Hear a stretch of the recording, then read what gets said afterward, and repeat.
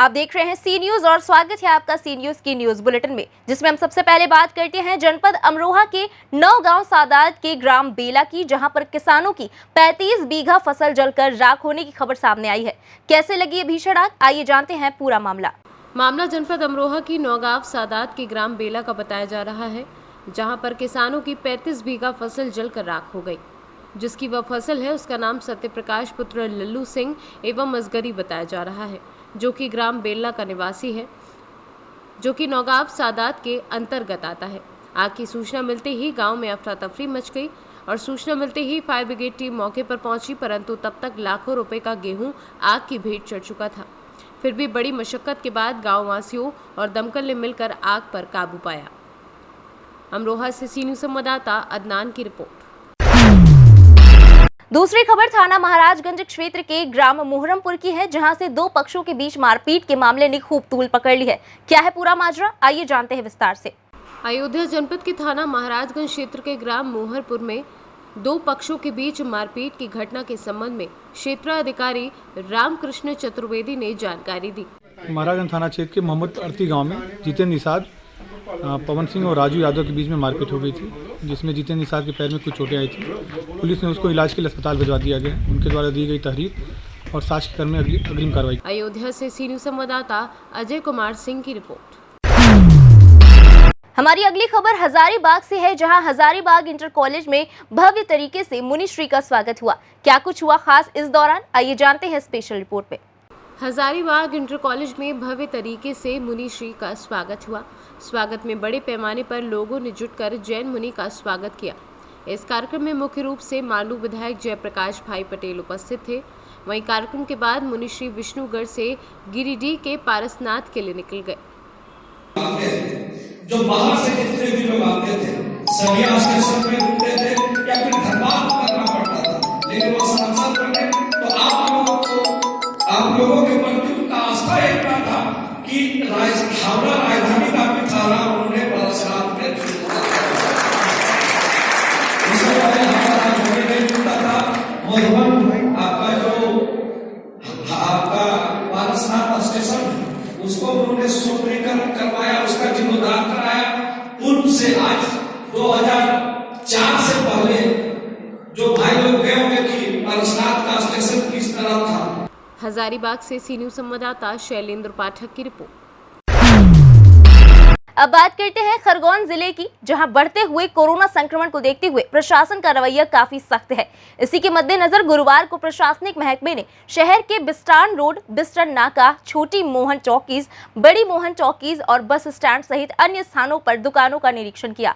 क्या कुछ कार्रवाई हुई इस दौरान, आइए देखते हैं पूरी खबर।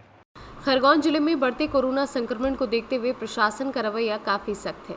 इसी के मद्देनजर गुरुवार को प्रशासनिक महकमे ने शहर के बिस्टान रोड, बिस्टान नाका, छोटी मोहान टॉकीज, बड़ी मोहान टॉकीज, बस स्टैंड सहित अन्य स्थानों पर दुकानों का निरीक्षण किया, जिसमें बिना मास्क और सोशल डिस्टेंसिंग का पालन न करने वाले दुकानदारों पर चालानी कार्यवाही की। इस दौरान क्षेत्र के भोजनालयों और होटलों पर भी चालानी कार्यवाही हुई, जिसमें चालानी कार्यवाही के साथ 10 गैस टंकी जब्त करके दंडनात्मक कार्यवाही की गई। केवल मास्क को लेकर ही कार्रवाई नहीं हुई है। जैसा कि आप सभी को पता है कि पूरे प्रदेश में कोरोना की संख्या निरंतर बढ़ते जा रही है। जो प्रदेश के 7 जिले हैं जो हॉट स्पॉट में चिन्हित किए गए, उसमें अपना खरगोन महाराष्ट्र की बॉर्डर सीमा लगी हुई है, तो ट्रैवलिंग की हिस्ट्री ज़्यादा इसमें मिल रही है। दूसरा, हमारे जो खास करके जो बाहर के लोग आते हैं, तमाम होटलों को बैठ के खाना खाते हैं, उससे भी संक्रमण फैल रहा है। डिस्ट्रिक्ट क्राइसिस मैनेजमेंट में कलेक्टर महोदय और एसपी साहब ने सख्त निर्देश दिए थे कि शहर में जहाँ भी ये सारे विषय हम लोगों ने धारा 144 में कवर किया है कि जितने भी होटल वाले हैं वो होटल तो खुला रहेगा, लेकिन जब भी कोई खाने आए तो उसको समझाइए कि हम बैठा के आपको नहीं खिला सकते, इसके लिए आपको पार्सल ले जाना पड़ेगा। तो पार्सल की सुविधा रखी गई है। आज हम लोगों ने बस स्टैंड के पास में देखा कि लगभग जितने भी भोजनालय थे उसमें सभी लोग बैठ के खाना खा रहे थे और हम लोगों ने फ़ौरन उसमें कार्रवाई करी। जो डिस्ट्रिक्ट क्राइसिस मैनेजमेंट में जो निर्णय लिया गया था कि ऐसी दुकानों को तत्काल बंद कर दिया जाए, ऐसी दुकानों को हम लोगों ने सील्ड कर दिया 1 सप्ताह के लिए। 1 सप्ताह के बाद खोला जाएगा और उसके बाद भी अगर उल्लंघन करते हैं और कोरोना की संख्या, मरीजों की संख्या अगर निरंतर बढ़ी रही तो ऐसी हम लोग सख्ती करेंगे। दूसरा, हम लोगों ने दुकानों के खिलाफ भी कार्रवाई जारी रखी है। अक्सर समझाइश देने के बाद नगर पालिका के द्वारा निरंतर मुनादी कराने के बाद भी लोग बिना मास्क के बैठे रहते हैं। यहाँ तक कि दुकानदार जिसको खुद मास्क पहन के बैठना चाहिए वो भी मास्क नहीं पहना है। तो ऐसे लोगों से हमने 1000 रुपये की जुर्माना किए हैं। और आम पब्लिक को, जो मोटरसाइकिल पब्लिक जो शहर में घूम रही है, जो बाज़ारों में जा रही है, उससे भी आपके माध्यम से हम अनुरोध करते हैं प्रशासन की तरफ से कि आप जब भी बाहर रहें आप मास्क पहनें और बिना मास्क का दुकान के पास प्रवेश करें। तीसरा, क्राइसिस मैनेजमेंट में जो निर्णय लिया गया उसके तहत जो शहर के जो हॉट स्पॉट है, खास करके वार्ड नंबर 5 है, वार्ड नंबर 9 है, 4 है, 1 नंबर भी है और यहाँ जो 29 भी है, 30 भी है, ऐसे एरिया में जो कमर्शियल हमारी दुकानें हैं वहाँ हम करीब 500 दुकानदारों की सैंपलिंग भी करा रहे हैं RAT के माध्यम से। और उसमें जो पॉजिटिव निकल रही है दुकान, वो दुकान को हम तत्काल सील कर रहे हैं।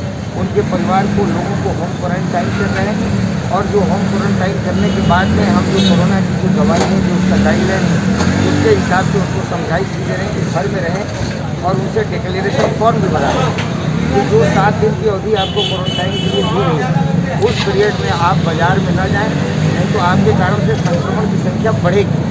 अगर ऐसे लोग पाए जाते हैं तो उनके खिलाफ हम लोग कानूनी कार्रवाई करेंगे। सर, निमाड़ मोटर्स पर भी कार्रवाई की है? जी, निमाड़ मोटर्स पर भी कार्रवाई हुई है। हमारी कार्रवाई में हम कोई लेवल नहीं देख के चलते हैं कि कौन आदमी है और कितना बड़ा आदमी है, कितना छोटा आदमी है। अगर नियम का उल्लंघन कर रहा है तो उसके खिलाफ कार्रवाई होगी। कितने का चालान बना? उसमें जो उसमें टोटल जो चालान बनी है 1000 रुपये की चालान। सर, घरेलू गैस टंकी भी जब्त करी है? हाँ, वो हम लोग भोजनालय जब चेक करने गए तो वहाँ हमने देखा एक भोजनालय था, उसका नाम है ज्योति भोजनालय। उसके यहाँ से 7 घरेलू गैस की टंकियाँ मिली जो उसका एसेंशियल कमोडिटीज़ एक्ट में उसका केस बनाया गया। हम लोग छोटे मोहन टॉकीज में भी इसी तरह से भोजनालय चेक कर रहे थे तो एक भोजनालय से वहाँ भी 3 घरेलू टंकियाँ पाएंगी, उसके खिलाफ भी हम लोगों ने FIR दर्ज किया। खरगोन से सीनू संवाददाता प्रकाश प्रजापत की रिपोर्ट। इस बुलेटिन में हम आखिरी खबर जानेंगे प्रयागराज की, जहां नव नियुक्त नैनी थाना प्रभारी निरीक्षक का जोरदार स्वागत हुआ। क्या कुछ खास हुआ इस दौरान, आइए जानते हैं पूरी खबर विस्तार से। पत्रकार विकास परिषद के बैनर तले नैनी थाने के नवनियुक्त प्रभारी निरीक्षक सुनील वाजपेयी को राष्ट्रीय सचिव DK मिश्रा द्वारा अंग वस्त्र भेंट कर समाज में उत्कृष्ट कार्य करने व नैनी थाने के नए प्रभार मिलने के अवसर पर सम्मानित किया गया। वहीं जिला प्रभारी इशरत ने माल्यार्पण कर बधाई दी। मौके पे ब्रिजलाल पांडे, वरुण मिश्रा, आदिल सिद्दीकी, शुभम वर्मा, विनायक पांडे, अंकित यादव, दीपू पटेल, ब्रजेश ठाकुर, जगदीश यादव व अन्य सदस्य मौजूद रहे। प्रयागराज से सीनू संवाददाता DK मिश्रा की रिपोर्ट।